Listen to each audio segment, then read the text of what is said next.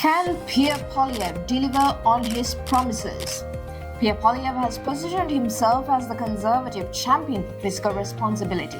His campaign focuses heavily on economic recovery and tax relief, promising to cut government spending and reduce taxes to help Canadians struggling with high living costs. But can his promises match the reality of the governance? Let's take a closer look at his economic vision of Canada. Poilievre's economic policies are built on two central themes: tax cuts and fiscal responsibility. He promises to lower taxes across the board of Canadians with a focus on eliminating the carbon tax and cutting red tape for businesses. His economic approach aims to boost investments and job creation, especially in resource industries like oil and gas. One of his main arguments is that high taxation is holding back the Canadian economy, particularly small businesses.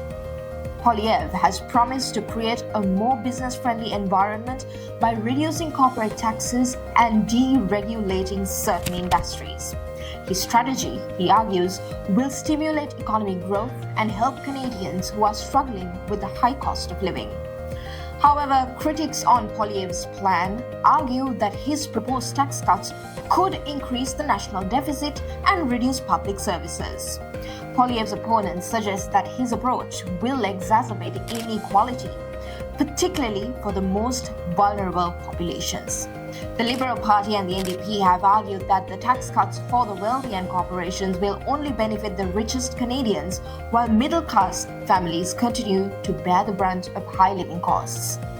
In addition to tax cuts, Poilievre is a strong advocate for energy independence.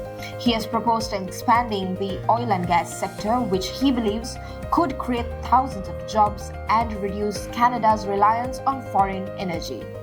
This policy has earned him the support of resource-based provinces like Alberta and Saskatchewan, but environmental groups are raising concerns about the environmental impact of such policies.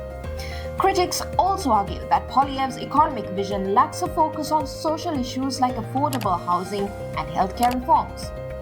While his platform calls for reducing government spending, opponents claim that this could lead to cuts in public healthcare and education programs, which could negatively affect low-income Canadians and those who rely on public services. Poilievre's economic vision is clear: lower taxes, cut government spending, and focus on job creation. Whether these policies will actually benefit all Canadians remain to be seen. As the election draws closer, it will be crucial to analyze the real-world impact of these proposals and whether they can deliver on their promises.